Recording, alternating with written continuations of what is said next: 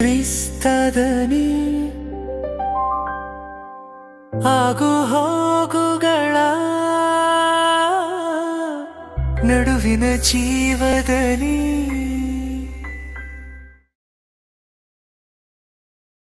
ಪ್ರಿಯರೇ, ಇಂದು ನಾವು ಸಂತ ಜಾನ್ ಮರಿಯ ವಿಯಾನಿರವರ ಸ್ಮರಣೆಯನ್ನು ಮಾಡುತ್ತಿದ್ದೇವೆ. ಸಂತ ಜಾನ್ ಮರಿಯ ವಿಯಾನಿ ಫ್ರಾನ್ಸ್ ದೇಶದ ದಾಡಿಲಿ ಎಂಬ ಹಿಂದುಳಿದ ಹಳ್ಳಿಯಲ್ಲಿ ಜನಿಸಿದರು. ವಿದ್ಯೆಯನ್ನು ಗಳಿಸುವ ಸುಯೋಗ ಇವರಿಗೆ ದೊರೆಯಲಿಲ್ಲ. ಇವರು ಜನಿಸಿ ಜೀವಿಸಿದ ಸಮಯವು ಧರ್ಮವಿರೋಧಿ ನೆಪೋಲಿಯನ್ ಬೊನಪಾರ್ತೆ ಅರಸನ ಮತ್ತು ಫ್ರೆಂಚ್ ದಂಗೆಯು ಭುಗಿಲೆದ್ದ ಕಾಲವದು. ಧರ್ಮವಿರೋಧಿ ಪಾಷಂಡಿಗಳು, ಗುರುವಿರೋಧಿಗಳು ಮತ್ತು ನಾಸ್ತಿಕರು ತುಂಬಿದ ಕಾಲವೂ ಅದಾಗಿತ್ತು. ಪ್ರಿಯರೇ, ಬಾಲ್ಯದಿಂದಲೇ ಅವಿದ್ಯಾವಂತ ಮತವಿರೋಧ ಘಾತುಕರ ಕಣ್ಣು ತಪ್ಪಿಸಿ ತಮ್ಮ ಜಮೀನಿನಲ್ಲಿದ್ದ ಗುಡಿಸಿಲಿನಲ್ಲೇ ಪ್ರಥಮ ಪರಮ ಪ್ರಸಾದವನ್ನು ಸ್ವೀಕರಿಸಿದರು ಸಂತ ಜಾನ್ ಮರಿಯ ವಿಯಾನಿರವರು. ಬಹಳ ಕಷ್ಟದಿಂದ ವಿದ್ಯೆ ಕಲಿತು ಗುರುವಾದರು. 3 ವರ್ಷಗಳ ನಂತರ ಲಯೋನ್ಸ್ ಹತ್ತಿರದ ಆರ್ಸ್ ಎಂಬ ಒಂದು ನಿಗೂಢ ಗ್ರಾಮಕ್ಕೆ ಇವರು ಧರ್ಮಗುರುವಾಗಿ ನೇಮಕಗೊಂಡರು. ಆರ್ಸ್ ಗ್ರಾಮವು ಅವಿಶ್ವಾಸದ ಆಗರವಾಗಿತ್ತು. ಮದ್ಯಪಾನ, ಜೂಜು, ವ್ಯಭಿಚಾರ ಇತ್ಯಾದಿ ದುಶ್ಚಟಗಳ ಬೀಡಾಗಿತ್ತು. ಇವೆಲ್ಲವನ್ನು ಹತ್ತಿಕ್ಕಿ ಸರಿಪಡಿಸುವಂತೆ ಗುರುಶ್ರೇಷ್ಠರು ಜಾನ್ ಮರಿಯ ವಿಯಾನಿರವರನ್ನು ಅಲ್ಲಿ ಧರ್ಮಕೇಂದ್ರದ ಗುರುಗಳಾಗಿ ಹೋಗಲು ಕೇಳಿಕೊಂಡರಂತೆ. ಅಲ್ಲಿಗೆ ಹೋಗಲು ವಿಚಲಿತರಾಗದೆ, ಯಾವುದೇ ನೆಪಗಳನ್ನು ಒಡ್ಡದೆ ಸಂತ ಜಾನ್ ಮರಿಯ ವಿಯಾನಿರವರು ಅಂಥವರ ಮಧ್ಯೆ ದುಡಿಯಲು ನೇರ ಹೊರಟರು. ಆ ದಿನಗಳಲ್ಲಿ ಅನೇಕ ಗಂಟೆಗಳನ್ನು ಪರಮಪ್ರಸಾದದ ಮುಂದೆ ಕಳೆದರು. 40 ವರ್ಷಗಳ ಕಠಿಣ ತಪಸ್ಸು, ತ್ಯಾಗ ಮತ್ತು ಅಂಗ ನಿಗ್ರಹಗಳನ್ನು ಮಾಡಿದರು. ಚಾಟಿ ಏಟುಗಳಿಂದ ಮೈಯೆಲ್ಲ ಥಳಿಸಿಕೊಂಡು ದಂಡಿಸಿಕೊಳ್ಳುತ್ತಿದ್ದರು ಮತ್ತು ಪಾಪ ವಿಜ್ಞಾಪನೆಗೆ ಬಂದ ಎಲ್ಲರಿಗೂ ಆತ್ಮೀಯ ಸೂಕ್ತ ಮಾರ್ಗದರ್ಶನವನ್ನು ನೀಡುತ್ತಿದ್ದರು. ಕೆಲವೇ ವರ್ಷಗಳಲ್ಲಿ ಇಡೀ ಆರ್ಸ್ ಗ್ರಾಮವು ನೈತಿಕ ಮತ್ತು ಆತ್ಮೀಯ ಜೀವನದಲ್ಲಿ ಮಾರ್ಪಾಡಾಗತೊಡಗಿತು. ಮಾತ್ರವಲ್ಲ, ದೂರ ದೂರ ಸ್ಥಳಗಳಿಂದ ಸಮಸ್ಯೆಗಳನ್ನು ಹೊತ್ತು ಜನ ಇವರಲ್ಲಿಗೆ ಬರಲು ಪ್ರಾರಂಭಿಸಿದರು. ದಿನಕ್ಕೆ 14ರಿಂದ 18 ಗಂಟೆಗಳ ಕಾಲ ಜನರು ಪಾಪ ವಿಜ್ಞಾಪನೆಗಾಗಿ ಸಂತರ ಬಳಿಗೆ ಬರುತ್ತಿದ್ದರು. 20 ವರ್ಷ ಕಾಲಾವಧಿಯಲ್ಲಿ ಸುಮಾರು 30 ಲಕ್ಷಕ್ಕಿಂತಲೂ ಹೆಚ್ಚು ಮಂದಿ ಪಾಪ ವಿಜ್ಞಾಪನೆ ಸಂತರಲ್ಲಿ ಮಾಡಿದ್ದ ವರದಿಯಿದೆ. ಕಾಡಿನಲ್ಲರು, ಧರ್ಮಾಧ್ಯಕ್ಷರುಗಳು, ಗುರುಗಳು, ಸದ್ಭಕ್ತರೆನ್ನದೇ ಎಲ್ಲರೂ ಬಂದು ಸಂತರ ಬಳಿ ಪಾಪ ವಿಜ್ಞಾಪನೆ ಮಾಡಿ ಪುನೀತರಾಗುತ್ತಿದ್ದರು. ಇವರ 40 ವರ್ಷಗಳ ಅವಿಶ್ರಾಂತ ಗುರುಜೀವನ ಆರೋಗ್ಯ ಹದಗೆಡಿಸಿತ್ತು. 1859ರಲ್ಲಿ ತಮ್ಮ ಕೊನೆ ಉಸಿರೆಳೆದರು. ಇವರ ನಿಸ್ವಾರ್ಥ ಸೇವೆಯನ್ನು ಪ್ರಶಂಸಿಸಿ ಸಂತ ಜಾನ್ ಮರಿಯ ವಿಯಾನಿರವರ ಜೀವನದಲ್ಲಿ ನಡೆದ ಮುಖ್ಯ ಘಟನೆಗಳಲ್ಲಿ 3 ಮುಖ್ಯ ಘಟನೆಗಳನ್ನು ನಿಮ್ಮಲ್ಲಿ ಹಂಚಿಕೊಳ್ಳಲು ನಾನು ಇಷ್ಟಪಡುತ್ತೇನೆ. ಮೊದಲನೇದಾಗಿ, ಸಂತ ಜಾನ್ ಮರಿಯ ವಿಯಾನಿರವರಿಗೆ ದೇವಮತೆಯಲ್ಲಿದ್ದಂಥ ಅತಿಯಾದಂಥ ವಿಶ್ವಾಸ ಮತ್ತು ಪ್ರೀತಿ. ಪ್ರಿಯರೇ, ಚಿಕ್ಕ ವಯಸ್ಸಿನಿಂದಲೇ ಜಾನ್ ಮರಿಯ ವಿಯಾನಿರವರಿಗೆ ಆರೋಗ್ಯ ಭಾಗ್ಯವಿರಲಿಲ್ಲ. ಆದರೂ ಇತರ ಸಹೋದರರೊಡನೆ ದ್ರಾಕ್ಷಿ ತೋಟದಲ್ಲಿ ದುಡಿಯುವ ಹೊಣೆ ತಪ್ಪಿರಲಿಲ್ಲ. ಇತರ ದೃಢಕಾಯ ಮತ್ತು ಬಲಶಾಲಿ ಕೆಲಸಗಾರರ ಮುಂದೆ ವಿಯಾನಿರವರು ದುಡಿಯುವವರಲ್ಲಿ ವಿಫಲರೆನಿಸಿದ್ದರು. ಆದರೆ ಎದೆಗುಂದದೆ ಸಂತರು ಚಿಕ್ಕ ದೇವಮಾತೆಯ ಸ್ವರೂಪವನ್ನು ಪ್ರತಿದಿನ ದ್ರಾಕ್ಷ ತೋಟಕ್ಕೆ ಕೊಂಡೊಯ್ಯುತ್ತಿದ್ದರಂತೆ. ಕೆಲಸ ಪ್ರಾರಂಭಿಸುವುದಕ್ಕೆ ಮುನ್ನ ದೇವಮಾತೆಯ ಸ್ವರೂಪವನ್ನು 5 ಹೆಜ್ಜೆಗಳಷ್ಟು ಮುಂದಿಟ್ಟು, ಅಮ್ಮ, ನಾನು ಬಲಹೀನನು, ಇತರ ಕೆಲಸಗಾರರಷ್ಟು ಸಮರ್ಥನಲ್ಲ, ಆದರೂ ನಿನ್ನ ಕೃಪೆಯಿಂದ ನನಗೆಲ್ಲವೂ ಸಾಧ್ಯ ಎಂದು ಪ್ರಾರ್ಥಿಸಿ ಕೆಲಸವನ್ನು ಪ್ರಾರಂಭಿಸುತ್ತಿದ್ದರು. ಹೀಗೆ ಸ್ವರ್ಗದ ರಾಣಿ ದೇವಮಾತೆಯ ಪರಿವೀಕ್ಷಣೆಯಲ್ಲಿ ಅವರ ಕೆಲಸವು ಸುಗಮವಾಗಿ ಸಾಗುತ್ತಿತ್ತು. ಅಂತೆಯೇ ಸಂಜೆಯಾಗುವಷ್ಟರಲ್ಲಿ ಮಿಕ್ಕೆಲ್ಲ ಕೆಲಸಗಾರರಿಗಿಂತ ಮೊದಲೇ ಕೆಲಸವನ್ನು ಮುಗಿಸುತ್ತಿದ್ದರು. ನಿಮ್ಮ ಕೆಲಸದ ಯಶಸ್ಸಿನ ಗುಟ್ಟೇನು ಎಂದು ಯಾರಾದರೂ ಕೇಳಿದರೆ, ದೇವಮಾತೆಯೇ ನನ್ನ ಕೆಲಸವನ್ನು ವಹಿಸಿಕೊಂಡಿದ್ದರಿಂದ ಯಶಸ್ವಿಯಾಗಿ ನನ್ನ ಕೆಲಸವನ್ನು ಮುಗಿಸಲು ಸಾಧ್ಯವಾಯಿತು ಎನ್ನುತ್ತಿದ್ದರು. ಆತ್ಮೀಯರೇ, ಅವರ ಜೀವನದಲ್ಲಿ ನಡೆದಂತಹ ಇನ್ನೊಂದು ಘಟನೆ ಪ್ರಾರ್ಥನೆಯ ಅವಶ್ಯಕತೆಯ ಬಗ್ಗೆ ನಮಗೆ ತಿಳಿಯಪಡಿಸುತ್ತದೆ.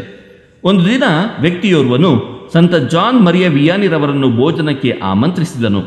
ಊಟಕ್ಕೆ ಮುನ್ನ ಗುರುಗಳನ್ನು ಉದ್ದೇಶಿಸಿ, ನಾವು ಏಕೆ ಪ್ರಾರ್ಥಿಸಬೇಕು?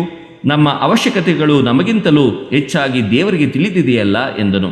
ಅದಕ್ಕೆ ಪ್ರತ್ಯುತ್ತರವಾಗಿ ಗುರುಗಳು, ಕೆಲವು ನಿಮಿಷಗಳ ಹಿಂದೆ ನಿನ್ನ ಮುದ್ದು ಮಗ ಬೆರ್ನಾರ್ಡ್ ರೊಟ್ಟಿ ಇಲ್ಲದೆ ಚಡಪಡಿಸುವುದನ್ನು ಕಂಡೆ. ನೀನು ಗಮನಿಸಿಯೂ ಆತನಿಗೆ ರೊಟ್ಟಿ ಕೊಡಲಿಲ್ಲ, ಏಕೆ ಎಂದರು. ಏಕೆಂದರೆ ನನ್ನ ಮಗನಿಗೆ ತಂದೆಯಾದ ನಾನೇ ರೊಟ್ಟಿಯನ್ನು ಕೊಡುತ್ತಿದ್ದೇನೆಂದು ಮತ್ತು ಈ ರೀತಿ ಸ್ವೀಕರಿಸುವಾಗಲೆಲ್ಲ ಕೃತಜ್ಞತೆ ಸಲ್ಲಿಸುವ ಅಭ್ಯಾಸವನ್ನು ಬೆಳೆಸಿಕೊಳ್ಳಬೇಕೆಂಬುದು ನನ್ನ ಇಚ್ಛೆ ಎಂದನು. ಹಾಗಿದ್ದಲ್ಲಿ ಇಹಪರ ಸೃಷ್ಟಿಗಳೆರಡನ್ನೂ ಉಂಟು ಮಾಡಿರುವ ದೇವರಿಗೂ ಇದೇ ಹಕ್ಕಿದೆ ಎಂಬ ಪ್ರಜ್ಞೆ ನಿನಗಿಲ್ಲವೇ ಎಂದು ಮರುಪ್ರಶ್ನೆ ಕೇಳಿದರು. ಆತನಲ್ಲಿ ಉತ್ತರವಿರಲಿಲ್ಲ.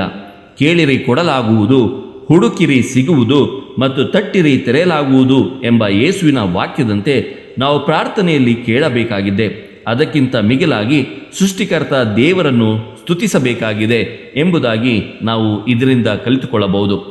ಪ್ರೀತಿಯ ಸಹೋದರ ಸಹೋದರಿಯರೇ, ಮೂರನೇ ಹಾಗೂ ಕೊನೆಯ ಒಂದು ಘಟನೆ ಅವರ ಜೀವನದಿಂದ ರೈತನೊಬ್ಬನ ಪ್ರಾರ್ಥನೆಯ ಬಗ್ಗೆ ನಾವು ತಿಳಿದುಕೊಳ್ಳಬಹುದು. ಸಂತ ಜಾನ್ ಮರಿಯ ವಿಯಾನಿರವರು ಆರ್ಸ್ ಎಂಬಲ್ಲಿ ಧರ್ಮಗುರುವಾಗಿ ಕಾರ್ಯನಿರ್ವಹಿಸುತ್ತಿರುವಾಗ ರೈತನೋರ್ವನು ಪ್ರತಿನಿತ್ಯವೂ ಬೆಳಗ್ಗಿನ ಜಾವ 4 ಗಂಟೆಗೆ ಕೊರೆಯುವ ಚಳಿಯಲ್ಲಿಯೇ ದೇವಾಲಯಕ್ಕೆ ಬರುತ್ತಿದ್ದುದನ್ನು ಸಂತ ಜಾನ್ ಮರಿಯ ವಿಯಾನಿರವರು ಗಮನಿಸಿದ್ದರು. ದೇವಾಲಯದ ಮುಂಬಾಗಿಲಲ್ಲಿ ಕುಳಿತು ತದೇಕ ಚಿತ್ತದಿಂದ ಆತನು ಪ್ರಾರ್ಥಿಸುವುದನ್ನು ಕಂಡು ಗುರುಗಳು ವಿಸ್ಮಯಗೊಂಡು ಅದೊಂದು ದಿನ ಆತನನ್ನು ಸಂಧಿಸಿ, ಇಷ್ಟು ಬೇಗ ಇಲ್ಲಿಗೆ ಬಂದು ಏನು ಮಾಡುತ್ತಿರುವೆ ಎಂದು ಕೇಳಿದರು. ಅದಕ್ಕೆ ರೈತನು, ಸತ್ಪ್ರಸಾದದಲ್ಲಿರುವ ಯೇಸುವನ್ನು ನಾನು ನೋಡುತ್ತೇನೆ, ಅವರು ನನ್ನನ್ನು ನೋಡುತ್ತಾರೆ ಎಂದು ಶಾಂತ ಸ್ವಭಾವದಿಂದ ಉತ್ತರಿಸಿದನು.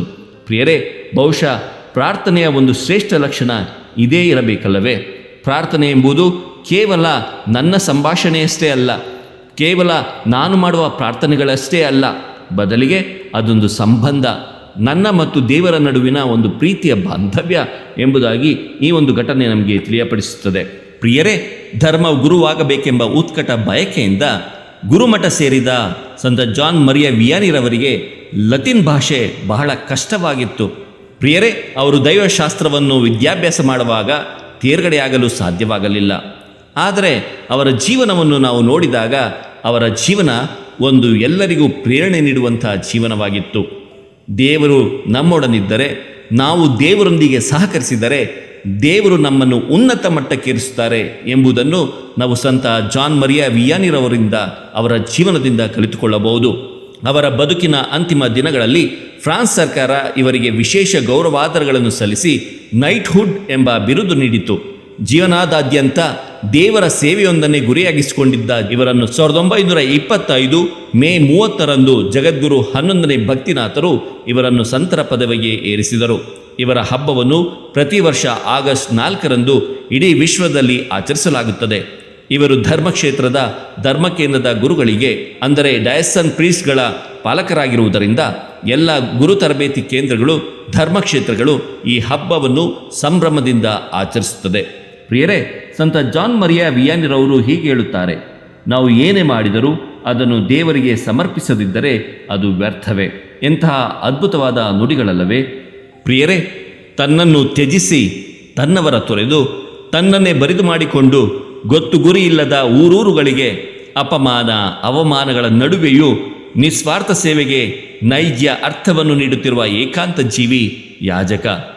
ನಮ್ಮೆಲ್ಲರ ಬಾಳಿಗೆ ಸಂಸ್ಕಾರಗಳನ್ನು ಚಿಲುಮೆಯಂತೆ ಹರಿಸುತ್ತಿರುವ ಕ್ರಿಸ್ತರ ತದ್ರೂಪಿ ಯಾಜಕರಿಗೆ ತಮ್ಮ ಪಾಲಕರಾದ ಸಂತ ಜಾನ್ ಮರಿಯ ವಿಯಾನಿರವರ ಹೇರಳ ಆಶೀರ್ವಾದಗಳನ್ನು ನಾವು ಕೋರಬೇಕಾಗಿದೆ. ನೋವನ್ನು ಏಕಾಂಗಿಯಾಗಿ ಅನುಭವಿಸಿ ನಗುಮುಖದೊಂದಿಗೆ ಸರ್ವರನ್ನು ಕ್ರಿಸ್ತನಂತೆ ಸತ್ಕರಿಸುವವನೇ ಯಾಜಕ. ಓ ಯಾಜಕನೇ, ನೀನು ನಿರುತ, ನಿನ್ನಿಂದಲ್ಲ, ಅದು ದೇವರಿಂದ. ಎಲ್ಲ ಗುರುಗಳಿಗೆ ತಮ್ಮ ಪಾಲಕರಾದ ಸಂತ ಜಾನ್ ಮರಿಯ ವಿಯಾನಿರವರ ಹಬ್ಬದ ಶುಭಾಶಯಗಳನ್ನು ನಾವು ಕೋರುತ್ತೇವೆ. ಪ್ರಿಯರೇ, ನಾವೆಲ್ಲರೂ ನಮ್ಮ ಧರ್ಮ ಕೇಂದ್ರದ ಗುರುಗಳಿಗೆ ಅವರ ಆರೋಗ್ಯ ಭಾಗ್ಯಕ್ಕಾಗಿ, ಅವರ ಸೇವೆಗಾಗಿ ನಾವು ಕೃತಜ್ಞತೆಯನ್ನು ಸಲ್ಲಿಸುತ್ತಾ ಅವರಿಗಾಗಿ ನಾವು ಪ್ರಾರ್ಥಿಸೋಣ. ಸಂತ ಜಾನ್ ಮರಿಯ ವಿಯಾನಿರವರೇ, ನಮಗಾಗಿ ಪ್ರಾರ್ಥಿಸಿರಿ. ದೇವರು ನಮ್ಮೆಲ್ಲರನ್ನು ಆಶೀರ್ವದಿಸಲಿ. ಇದು ಧನಿ ಮಾಧ್ಯಮ ಮನೆಯ ಕೊಡುಗೆ. ಧ್ವನಿ ವಂದನೆಯ ಸ್ವಾಮಿ ಶಾಂತಕುಮಾರ್ ಜೆ, ಬೆಂಗಳೂರು ಮಹಾಧರ್ಮ ಕ್ಷೇತ್ರ. ಪ್ರಿಯರೇ, ಈ ಚಾನೆಲ್ ಅನ್ನು ಸಬ್ಸ್ಕ್ರೈಬ್ ಮಾಡಿ ಪ್ರತಿದಿನ ದೇವರ ವಾಕ್ಯವನ್ನು ಆಲಿಸುತ್ತಾ ಅದನ್ನು ಇತರರೊಂದಿಗೆ ಹಂಚಿಕೊಳ್ಳಲು ನಮಗೆ ನೆರವಾಗಿರಿ. ಧನ್ಯವಾದಗಳು.